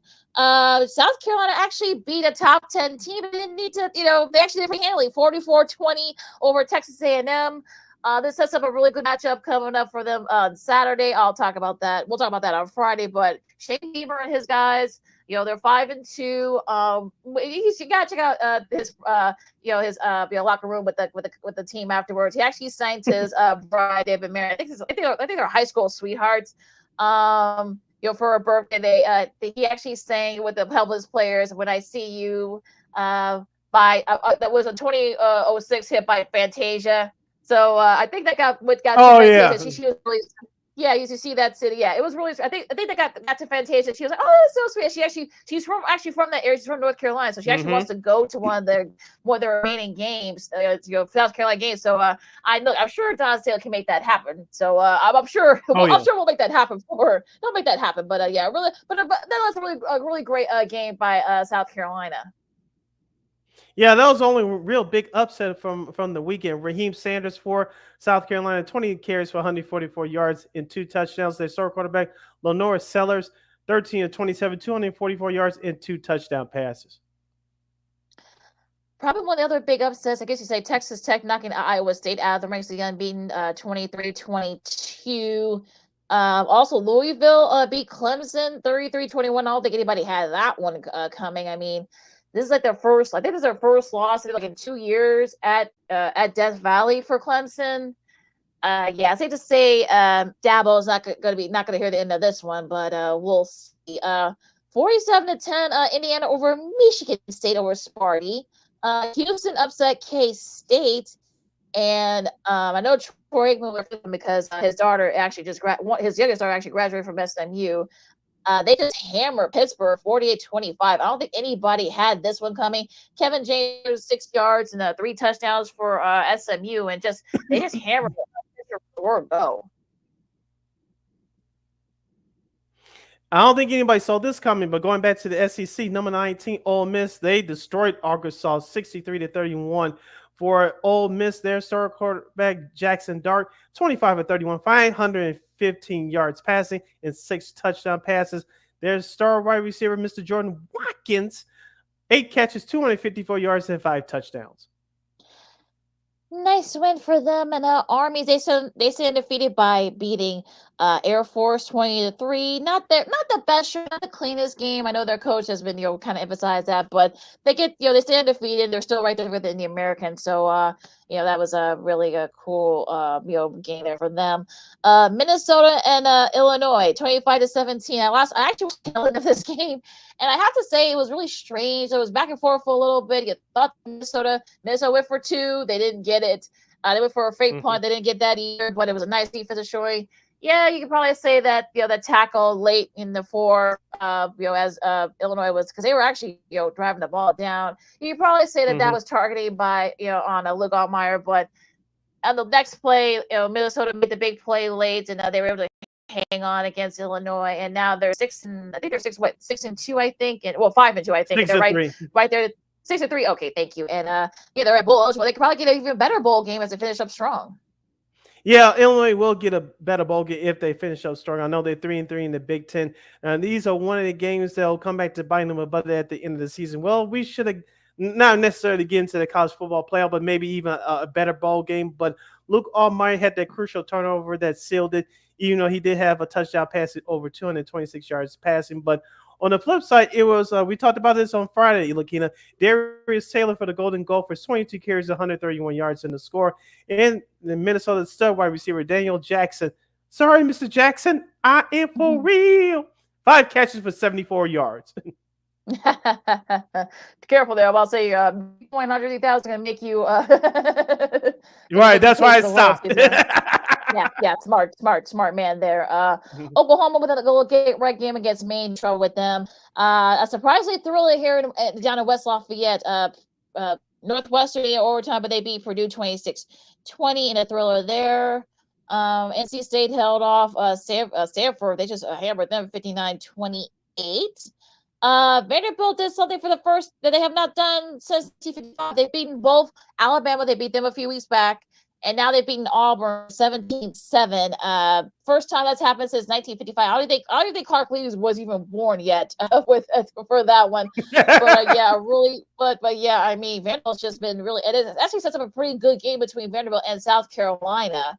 I don't think anybody had that as one of the games to watch for this early in the season. But look, I love college football. That's why they play the game. So I digress there. If I could get my schedule back here. So nice showing by them as well. Nice little dominant performance from them. Let's see if there's any other games of note here. North Carolina beat Florida State 35-11. UCLA with a nice win in Lincoln, beating Nebraska 27-20. Bad loss by the Cornhuskers.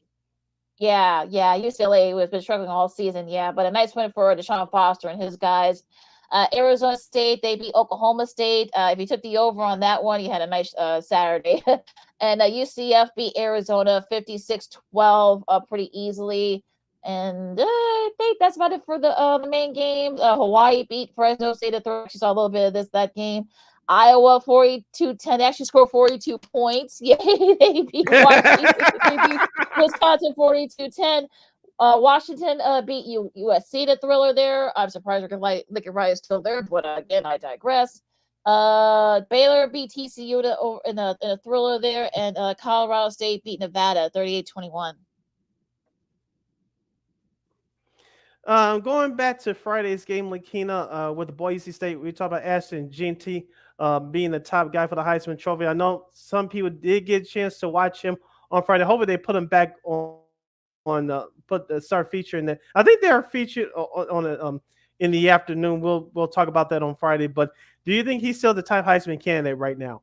I think he's up there. I think because he plays at Boise State, I think most people are probably really going to pay attention to. Are going to be up late watching. The good news is that some of the games have been in the afternoon or have been on Friday. I think the game coming up is on Saturday night, so that might not help him there in a little bit. But I think he's definitely up there in the thicker for the Heisman. But we'll see. But it should be interesting to see what happens as we get getting close, as we get into the weeks of it in the college football season in these last few weeks. And speaking of, I teased before the break about Coach Prime, Deion Sanders, the head coach of the Colorado Buffaloes, the football team. They had last week off, but I know he complained about the last 3 games. I believe they were on at 8:15 local time. They're Mountain Time Zone. It's 10:15, the East 9:15 here in Chicago. They're going on the road to play Texas Tech in Lubbock at AT&T Stadium this coming Saturday. That game will be the second game of that Fox college football triple header, and they'll be playing at 3 p.m. Central Standard Time. So after, I believe that first game is Ohio State and Purdue. Oh, that should be a snoozer. Yeah. You'll get to Colorado at Texas Tech. That'll definitely be that next game will definitely be the better game. Yes, so Texas Tech is 6-3. They're coming off an upset when on the road against Iowa State. So this Tech team is no slouch. So hopefully, Prime, these guys are ready for them. Yeah, it looks like it's going to be a high scoring game. We'll give you our predictions on Friday, but as of right now, Colorado's favored by 3.5 on the road, and the over/under total is 62.5. All right, so should be interesting down there in Lubbock. So we'll talk more about that game coming up on Friday. I just like to see sports on Sports Chicago. Keenan McGee, Sydney Brown with you. College hoops starts tonight, and I'm super excited. It'll be interesting to see the games are kind of kind of interesting, kind of how those games sort of played out. Number 14 Purdue, of course, no more Zach Edey. They host Texas A&M Corpus Christi. It's going to be on the Big Ten Network coming up at 5 later today. St. John's, they got a game on FS1 against Fordham. Duke on AC Network, they host Maine. Tennessee, ESPN Plus, SEC Network Plus, they face Gardner Webb. And Texas A&M, speaking of their hoops team, they go against UCF. That's going to be on ESPN Plus. Cincy also on ESPN Plus at 6 o'clock. They host Arkansas Pine Bluff. Wright State and Kentucky. 6 o'clock on ESPNU. Of course, Mark Pope is now at the helm there, back there in Lexington, where he won a championship there as well. Let me see any other games of note for right now. Michigan State and Monmouth, they host them on Big Ten Network Plus. Let's see here. I think that's about it for this one for today. I know there's going to be games going on throughout the week. So, check your lists for your favorite team. I think Illinois starts playing tomorrow, if I'm not mistaken. I might be off on their schedule, but should be interesting college season. Kansas, they host Howard at 7 o'clock on ESPN Plus. Also on ESPN Plus, you got Houston and Jackson State. Iowa State and Mississippi Valley State. I'll play HBCUs. Go figure with that one. Yeah, that's about all the games of note here. So what are you looking forward to this college hoops season? I'll start off locally with the final lineup with the turnover that they had from the Elite 18 from a year ago. I want to see how they respond because they're 1/2 away from getting to the Final Four if it wasn't for UConn dominating them in that second half. I know Illinois is supposed to have a well-balanced team this year, especially shooting the ball from three-point range, which they kind of struggled here and there last year. They had the athleticism, but they were hot and cold shooting from the three last year. And just like the Bulls last year, they struggled with their defense, especially with the interior. So I want to see how those two areas improve. And going up to Evanston, Northwestern, back-to-back years for Chris Collins and crew for the Northwestern Wildcats, making it to the NCAA tournament. Can they make it back to the big dance for 3 straight years? No more boo-booey, so it's going to be a challenge for Chris Collins and his group. Also, a great early matchup. You got number 8 Baylor against number 6 Gonzaga. That's going to be at 10:30 on ESPN2 in Spokane. I think that place is going to be rocking there at Spokane Arena. So that should be an interesting one down there between those two squads.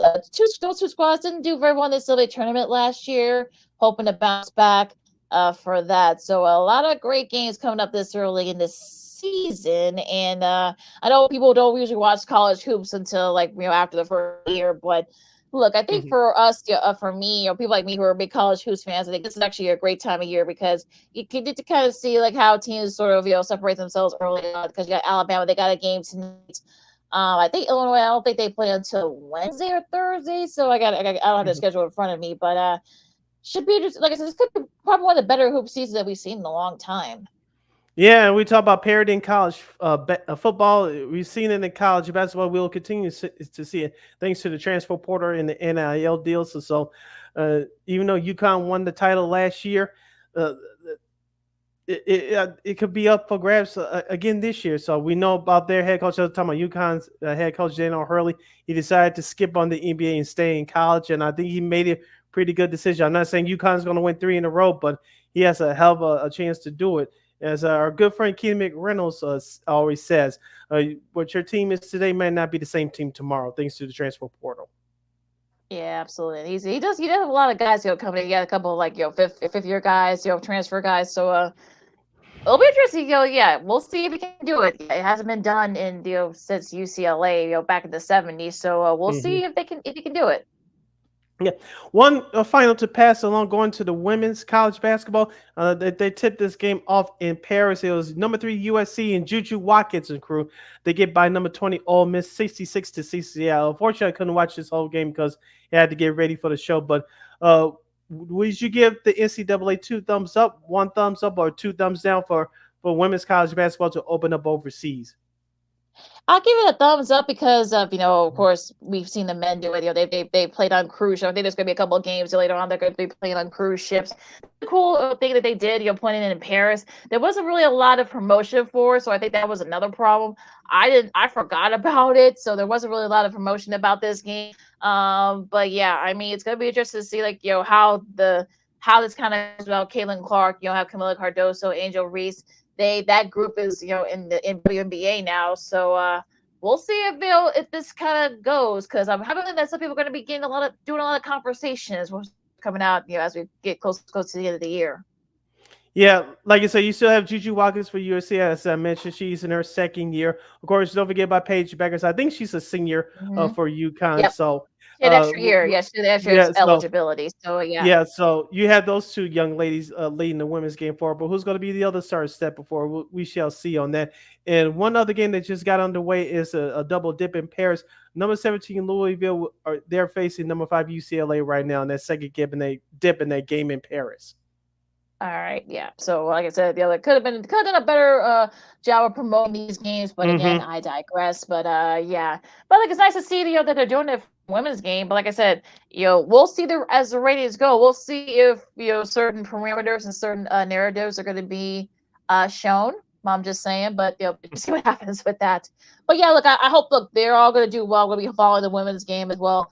UCLA, USC, of course, Don Staley, speaking of, South Carolina, they're going to be going for 3. So they're going to have something to say about that. UConn, they haven't won, I think, in like 20 years, almost 20 years, 20 years, 16 years. Oh, good Lord. Since Rhea Stewart was there. Yeah, it's been a long time since they've won a national championship. Both the LA schools are right there to think of it, USC and UCLA. We'll see how Tennessee does. They got a new head coach, so yeah, it's gonna be interesting. A lot of questions in the women's game. We'll see, especially the ratings, but should be interesting to see what happens. You listen to Second City Sports on Sports Zone Chicago. City LaKinnon here with you as we wind down the home stretch of the show. Before we get to our special edition of Old School TV Monday, you said that MLB has some Silver Slugger awards that they gave out from over the weekend. This I caught yesterday. Tell us about it for those who missed it. Gold Glove Awards. Ian Happ won his second Gold Glove Award for the Cubs. I think very deserving of that. That title there, and some of the it's gonna be interesting to see some of the other especially when the awards like AL MVP and those type of awards once they come out sometime soon. Bobby, your buddy Bobby Witt Jr. was one of 14. The Royals outfield was one of 14 first time winners, Gold Glove Award winners, or some of the other ones. You got Andres Jimenez from Cleveland, also too Stephen Kwan from Cleveland. They also won their in their positions, in the infield. Christian Walker, he also won, of course. The MVP announced this on yesterday because it kind of got lost in the shuffle there. Also, too, of Britton Royal for the second straight season, his second straight Gold Glove, the center fielder for the Rockies. So you had a nice little mixture of old and new guys coming in. And also, Matt Chapman is his first Gold Glove in the National League. Of course, he won 3 with Oakland. Of course, one with Toronto. Nolan Arenado won his 10th Gold Glove Award. So well, yeah, a little mixture of rookies and veterans in the Gold Glove, leading the Gold Glove Awards there. All right, and like I said, more awards will be announced in the coming weeks with the Cy Young MVP, things along that line, and we'll keep you abreast on those awards as they get announced right here on Second City Sports. All right. Speaking of, this is what we do. We're going to do a little bit of a double dose of Old School TV Monday. The first one we're going to do is going to be, it's kind of a sad one, but also a celebration, if you will. 28-time Grammy winner, composer, producer, songwriter. He wore a lot of hats, here, but Quincy Jones passed away at the age of 91 late last night. And it was, he basically worked with pretty much everybody in music, from Frank Sinatra to George Benson to Michael Jackson, of course, LL Cool J, David Bowie, Seth MacFarlane. I mean, if you guys remember, he's actually a pretty accomplished big band musician. Quincy Jones actually helped produce his first album. that's look, that's how generational across genre of music Mhm. he is. Of course, grew up in the West Side of Chicago and broke down a lot of barriers in music. And it was actually Frank Sinatra that actually helped get him his first big break. And so it was just amazing that seeing all the tributes from various artists, crossing generations and racial lines and genre lines. It's just so beautiful. It was beautiful to see the last like 12 hours. Yeah, he passed away last night at the age of 91. Like you said, his work will live on forever. Like I said, he crossed many genres. He was one of the first black Americans to score a major film. He actually got in the 1967 film In Cold Blood. He became the first African American to be nominated twice in the same year for the Academy Award for the Best Original Score. Of course, he worked with Michael Jackson. You mentioned with the Off the Wall, Thriller, and Bad albums in the early to mid '80s. But he worked with him again. Remember, We Are the World in 1985, which raised funds for the victims in Ethiopia. Of course, everybody in the world of pop music was on that album at the time. I'm not on Google, but I saw the clip this morning, and of course, Huey Lewis and the News was on that. I believe Gladys Knight was in there. Diana Ross, Lionel Richie, of course, Michael Jackson. Eddie Vedder, yep. Yeah, I don't know if Patti LaBelle was on there or not. You correct me if I'm wrong, but I think Kenny Rogers was on there, and Cyndi Lauper was in there. So Stevie Wonder was in there. So, and I remember watching that video when I was a kid. I was like, this must have been pretty big, and I understood what was for. As this all made sense. But he was a visionary. He scored many Academy Awards. As you mentioned, his work is diversified everywhere, not just in the music world, but in the film and television world as well. He composed the theme song to Sanford and Son. That if you don't know anything about that show, you know about the theme song. We won't sing it here, but you know about the theme song, which is very catchy, that's never going to go away. And I remember this project, and I'm gonna call out Viacom and Paramount Plus, which that's the networks that own BET and VH1 and BET. They own the episodes to Soul Train, which they've never been released in its full form.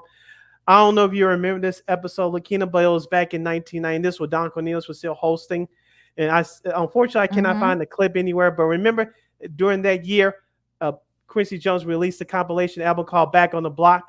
It featured Big Daddy Kane, yes, I remember that. Kumo D, Yep, I remember. Barry White, Ray Charles, Shaka Khan, and remember, Big Daddy Kane. He was working with Teddy Riley at the time, and his star was really rising at that time. He did a song with Barry White called "All of Me." Go listen to that record if you haven't listened to that record. I'll leave it at that. Yeah, just Evening in Paris. Like I said, his first big jazz. Did a little bit of jazz. He worked with Ray Charles and such. I mean, just a really kind of a great cross promotion. Of course, remember he also composed a theme song for the Fresh Prince. People forget that. That's right. So So I mean, I think he's like I said, he's done pretty much every decade and every generation. Of course, probably his personal life got a little bit more love. Just as much as music. Of course, he was married to Peggy Lipton from the Mod Squad. Of course, their daughter Rashida Jones. She's have a very successful comedic actress in her own right. So just a really great, great phenomenal. Composer, songwriter, all that. He's actually actually came out just earlier this year. He's going to be getting an honorary Oscar. Next year. It's going to be definitely going to be bittersweet. I'm sure Rashida is going to be there to accept it.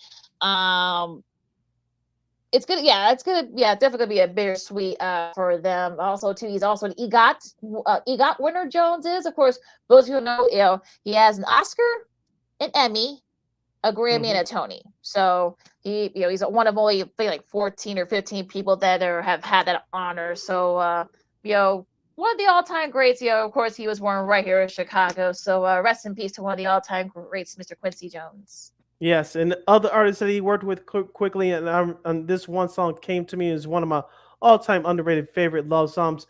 "Baby Come to Me" with the late great James Ingram and Patty Austin. He produced that. He worked with both of those artists, and of course, he worked with James Ingram and Michael McDonald. And I kid when Mike McDonald, the coach of the Seattle Seahawks, Yamo be there. He produced that song as well. No, wrong. Mike I'm not going to sing it. I don't know. Yeah, well, I won't keep about him to sing either, but yeah, and also too, George Benson, "Give Me the Night," one of my favorite songs from Yes. the 70s and Yes. 80s. Just so many songs, too many songs to count. But I'm sure you guys are they're gonna be playing. I think mostly all the rest of the day. I know B103. I think we're doing it earlier. So yeah, lots of great songs by Quincy. He will be missed. All right. So Western Power, Quincy Jones. All right, now let's line it up here a little bit for Old School TV Monday. Back to the traditional style. We go to Kansas City, Missouri, and folks, did you guys guess what show we're talking about? It is the UPN series Malcolm and Eddie. Yeah, that's right.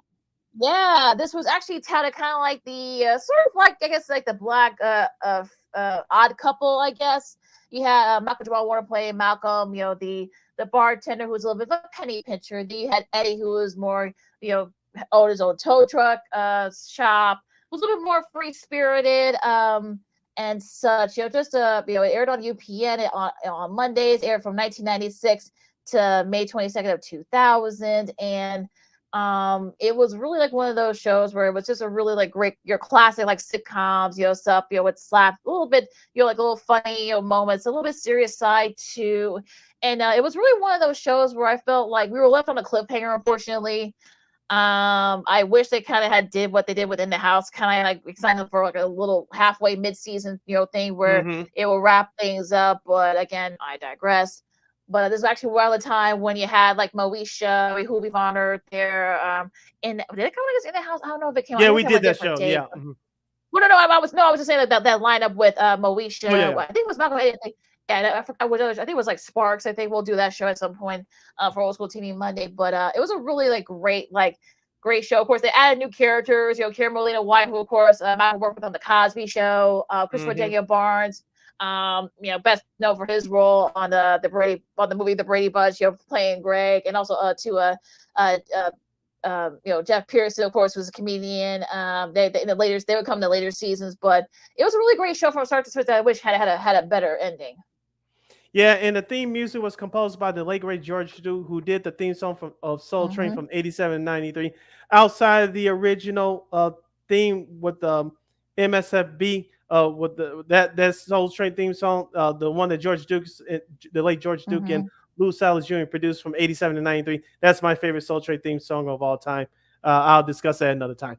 But the theme song of Malcolm and Eddie was produced by George Duke, Eddie Griffin, and Michael Jamal Warner. And The World Is Ours, it was performed by the late great Vesta Williams. Definitely an underrated theme song, which a lot of people, including yours truly, love because of Vesta's great voice.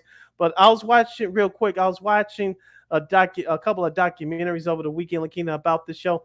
I remember Michael Jamal Warner said that his experience on the show was terrible. Now, when they got in front of the camera, everything was cool, but behind the scenes, he was trying to be Bill Cosby. But the problem was that Cosby owned his show in the 80s on NBC. Unfortunately, Malcolm Jamal Warner didn't.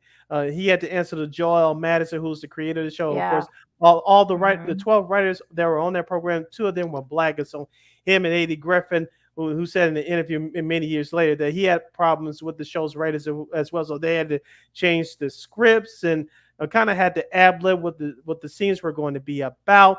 And Michael Jamal Warner also said in one of his interviews, they had 89 total episodes. He said back then, if you reached 100 episodes, you were automatically in line for syndication, because syndication was the big thing back in those days. Because if you're an actor, sometimes you go for months, sometimes a couple years without working. If your show airs in syndication, you'll get those residual checks coming in. That's how the middle class Hollywood survived back then. So he said that they kept their personal issues when they got in front of the camera, but off camera it was just too much. But he says that him and Eddie Griffin are cool now. And you can find the shows, some of the episodes right here on YouTube. Throwback TV is the YouTube channel. I know it's streaming in a couple other places as well. Yeah, and also too, if you remember, Eddie was going through some drug issues, halfway through the 3rd season, I believe, and they had to rewrite, go with the theme of rewriting scripts and such. So, I think he missed about a month's worth of episodes. But yeah, I kind of figured that was the case because it was. Malcolm did say that he didn't have a good experience on that show and such. I think they would try to do a little bit more more substance in the scripts, and they couldn't do it. So yeah, it wasn't a good experience. I hated that that the show ended. I wish they could have gotten those 11 episodes, so that way they could have gotten that 100. That way they could have gotten this education. Like you said, I think it's on MTV too, if I'm not mistaken. I know it's streaming. I think a couple of places as well. I think Pluto TV has streamed a couple of those. I think they have a black sitcom channel where I think I've seen some of the episodes on there. Like I said, all the episodes are on YouTube. So as Hiz said, it's all right there for you. And yeah, tough. Yeah. It's kind of hard to watch those episodes down knowing that they had such a hard time there. And of course, again, that was a thing. Unfortunately, that happened a lot in the mid to late 90s. But I'm glad that they're still, like you said, they're cool now. Him and Malcolm and Eddie are. So maybe we'll get a reunion at some point. Who knows? Hopefully. And real quick on the fun fact awards and nominations category, in the year 2000, in the year 2001, the show was nominated for NAACP Image Award for Outstanding Actor in the Comedy Series. Both Malcolm Jamal Warner, who was nominated in 2000, and Eddie Griffin was nominated in that same category the next year in 2001. And also in 2001, it was nominated in the Art Directors Guild Award for Excellent in Production Design Award, Jerry Dunn and Stephanie Mara for episode Bullets Over Kansas City. Oh yeah, I remember that. I remember that episode too. So yeah. Mm-hmm. So Old School TV Monday, we salute the UPN popular hit sitcom Malcolm and Eddie. All right, Lakina closes out. Oh, and we forgot about some of the stuff that Quincy Jones did. Go back to him for a second. Remember the theme from Austin Powers? Oh, that's right. Yes, another catchy tune. Yes. Yeah. Remember, people forget. Yeah, Quincy Jones. That was all Quincy Jones. It also was on in the original Heat of the Night movie and the Italian Job and the Getaway. So yeah, he had a lot of hits. Look, just about every few movies, the score, he did the score for it. So if you're thinking about those movies, that I mentioned, think about that. So but yeah, with that said, you can follow my Key McGee on the Twitter, executing in IG. You can follow your Shirley Sydney Brown on the Twitter, X, and the IG at SidKid80. Once again, at SidKid80. That's SIDKID80. That's SIDKID80. Be sure to. Did you say your Twitter handle, Lakina? I'm sorry, I'm about to lose it. No, it's okay. You follow Key McGee on the Twitter, executing the IG. All right. Be sure to download the Sports Zone Chicago app wherever you get your apps. Please follow Sports Zone Chicago on all social media platforms. Please subscribe to our podcast. We are located at War Media Podcast. That's WARR Media, PODCASTS. We are located on all podcast platforms, including the iHeartRadio app.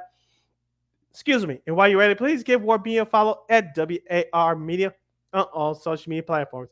And thank you very much in advance for your support. Like, share, subscribe, and tell your friends.